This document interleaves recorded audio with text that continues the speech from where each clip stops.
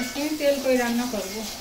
এই যে আলুগুলো দেখছেন না, কেউ কিন্তু ভাজবেন না। আলুগুলো আমি শাক খাওয়ার জন্য আমার ফুলের টবে লাগাই। তো শাকের রেসিপি, শাকও আমার রান্না করে খাওয়া হয়ে গিয়েছে, শাকের রেসিপি দেওয়াই আছে আমার পেজে। আর এই আলুগুলো মনে করলাম যে কী করে আপনাদের সাথে শেয়ার না করে আমি খেয়ে ফেলি। এত আলু হয়েছে আমার খেতে, আর কত বড় বড় দেখুন। সে আপনাদের সঙ্গে শেয়ার করার জন্য আলুগুলো রান্না আমি মাথা দিয়ে খেয়ে ফেলবো। তো মাছটা কী মাছ করবো, আজ আমি তেল কই করবো। তো তেল কই মাদার কিচেনে আপনাদের সবাইকে সুস্বাগত। তেল কই বলবো কী কী লাগবে। স্বাভাবিক জিরে বাটা, আদা বাটা, একটু শুকনো মরিচ, কাঁচামরিচ, হলুদ, লবণ, তেল, চিনি, সর্ষের তেলে রান্নাটা হবে। আর মাছগুলো আমি হালকা করে ভেজে নেবো, দেখতেই থাকুন। তাহলে আমি মাছ ভেজে নেবো এবার। মাছগুলো বেশি ভাজা হবে না, তেল করি তো বেশি কড়া করে ভাজা যাবে না, একটু হালকা করে ভেজে নিতে হবে। পরিবারে যার যেমন লোক সংখ্যা সে সেইভাবে মাছ রান্না করতে হবে। আমার যেমন লোক সংখ্যা আমি সেইভাবে 8টা মাছ নিয়েছি। 2 বেলা খাওয়া হবে, রাত্রি আর দুপুরে।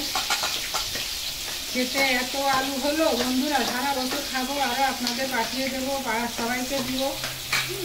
এই মনে করেন 100 গ্রাম 150 গ্রাম আলু হয়েছে।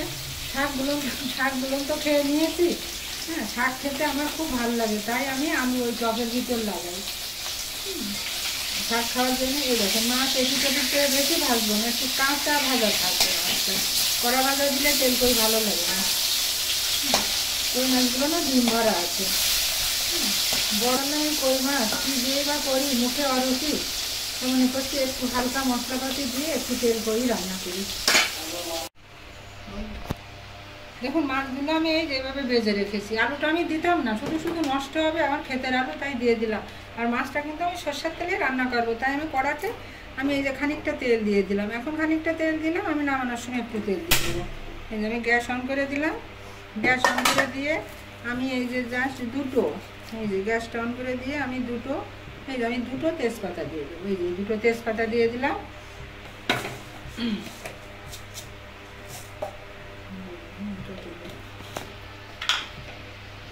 দেখুন আমি এই যে জিরেগুলো দিয়ে দিলাম।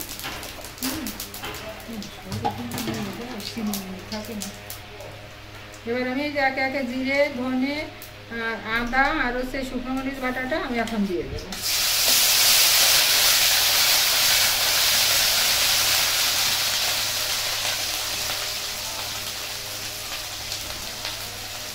হাত দিয়ে ব্যবহার করছি, কেউ কিছু মনে করবে না। রান্না তো হাতের ভালোবাসা দিয়েই হয়, ভালোবাসা ছাড়া কোনো কাজ হয় না। তাই আমি হাতটা সাধারণ ব্যবহার করি।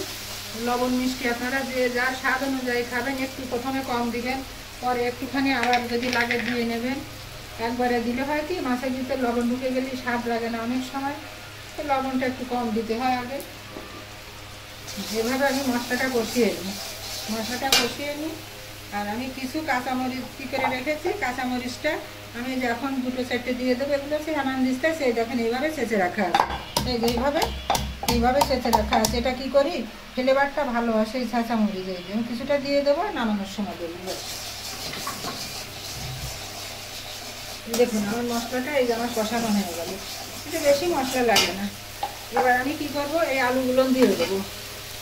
আলুগুলো কিন্তু মনে হয় খেতে খুব সুন্দর হবে। প্রত্যেক বছর তো খাই, একদিনের জন্য হলেও আমি চাপে লাগানো আলু খাই। তাই আমি এবার হচ্ছে আমার পেঁয়াজ খোলা আছে, তাই আপনাদের খাওয়ার জন্য আমি রান্না করলাম, পাঠিয়ে দেবো। এই দেখেন এবার আমি কি করব, এই মাছগুলো আমি একে একে এভাবে বিছিয়ে দেবো। দেখুন মশলাটা তত সময় আমার একটু ভাজা হোক। দেখুন মাছগুলো আমি দিয়ে দিলাম। রান্নাতে সময় লাগবে না। আর মাদার কিচেন মানে গরম জলে রান্না, সেটা আপনারা জানেন। আমি একটু গরম জল দিয়ে দেবো। গরম জলে এক রান্না তাড়াতাড়ি হবে, দ্বিতীয় রান্নার স্বাদটা অনেকাংশে বেড়ে যায়। হয়তো অনেকে বলবেন কেমন বাড়ে, সে যে রান্না করে সে বোঝে, আপনারা করে খেয়ে যাবেন।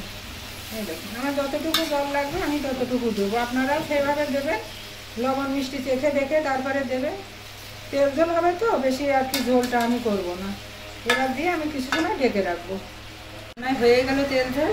হ্যাঁ, এবার ঝোলটা আমার কমপ্লিট। আমার যেটুকু লবণ মিষ্টি লাগবে পরিমাণ মতো, আমি 1 চিমটি চিনির প্রয়োগ করি। আমার কিচেনে চিনিটা ব্যবহার হয়। আর আমার লবণ মোটামুটি হয়ে গেছে, তবু আমি 1 চিমটি দিলাম। আর দেবো কি, ওই যে কাঁচামরিচ কয়টা 2টো একটা রেখে দিয়েছিলাম, এইগুলো আমি এইভাবে ছড়িয়ে দিলাম। আর কি দিব, এটারও রান্নার বৈশিষ্ট্য, সবসময় আমি ভাজা একটা জিরের গুঁড়ো ব্যবহার করি, কারণ এইটা দিলে সব রান্নায় একটু স্বাদ বাড়ে। তবে পরিমাণ ছাড়া দিবেন না, পরিমাণ ছাড়া দিলে স্বাদটা কষকষি হয়ে যায়। আর এই যতটুকু গরম মশলা জাস্ট না দিলে নয়, তাই একটুখানি, আর আমি দেবো না। এই ব্যাস হয়ে গেল। এবার আমি নামিয়ে নেবো, গ্যাস অফ করে দিলাম, দিয়ে আমি একটুখানি ফ্লেভারের জন্য চাপা দিয়ে রাখলাম।